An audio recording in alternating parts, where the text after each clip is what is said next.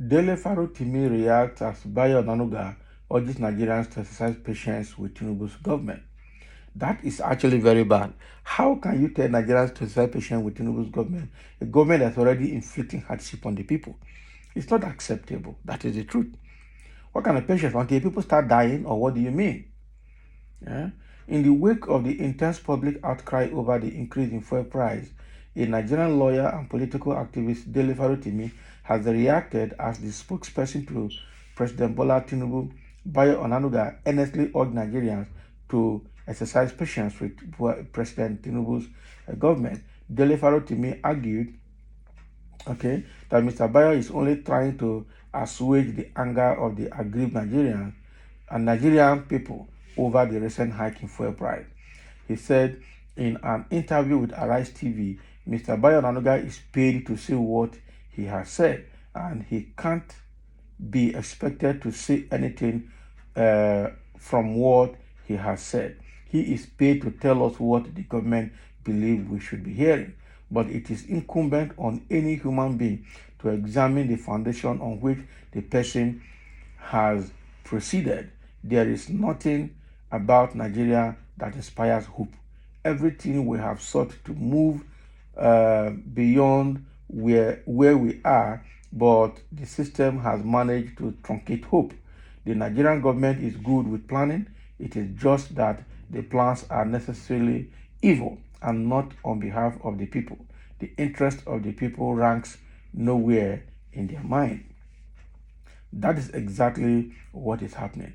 That Bayo Onanuga is saying exactly what he has been asked to say and what he has been paid to say. And we shouldn't expect to hear anything different from that. Exactly what we are saying. Bayo Onanuga is just saying what he is asked to say. And that is what Dele Farotimi is saying. So that is what Dele Farotimi is saying. He's just saying that Bayo Onanuga is just saying what he's saying to assuage the anger in the mind of the people, having been disappointed by the current government and having done all they are doing to make people suffer the more. Nigerians are suffering, and you cannot tell people to bear with a government that does not have the interest of the people at heart. And you say Nigerian politicians are good in planning, but they are necessarily planning evil. They don't plan anything good. Another thing coming from Dele Farotimi here is about the subsidy palliative. APC government is legislating us into slavery, and that is exactly what they are doing. They are legislating us into slavery.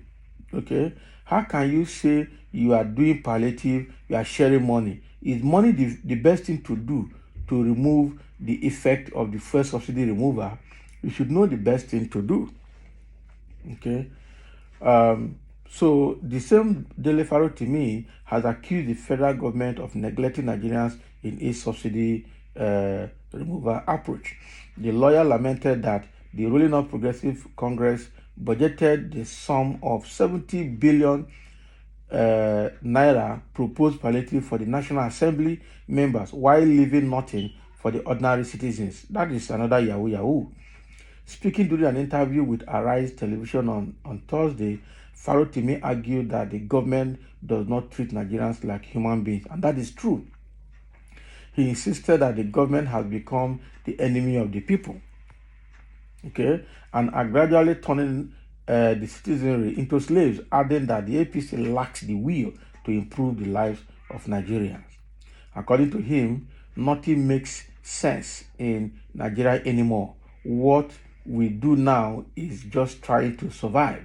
The government of the country does not treat Nigerians as human beings. It is not just about treating us as citizens. We are not being treated as human beings. That is exactly what Dele said on Arise TV. Let's imagine this.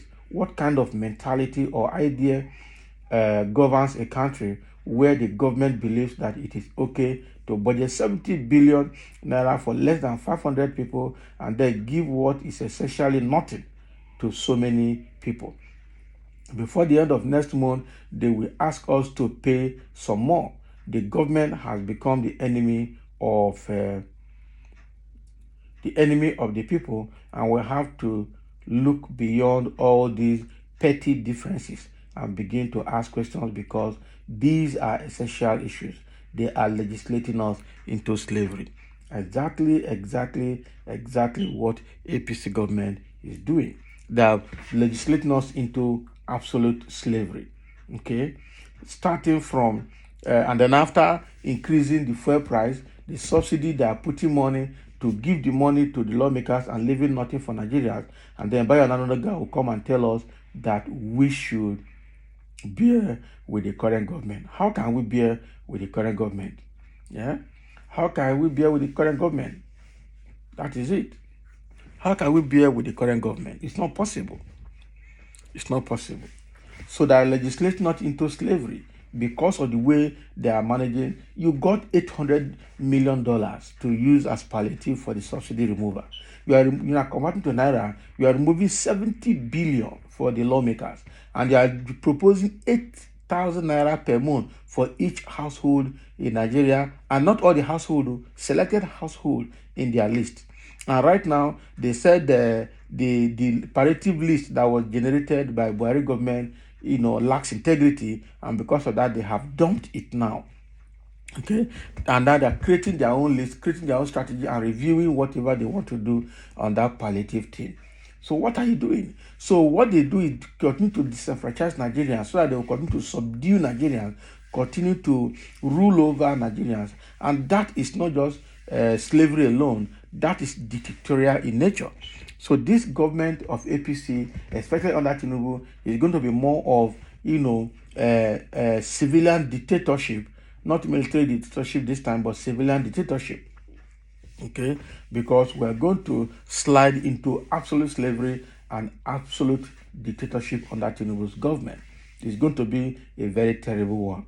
And I don't know how we're going to get out of this mess, but I think people will continue to speak until we get to where we're supposed to be, because this government obviously is going to mess us up completely.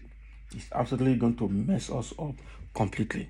Quite unfortunate that we're in the hands of people who do not care about the people they lead. And it didn't start with Tinubu's government. That has always been the condition in Nigerian politics, in Nigerian government, right from beginning.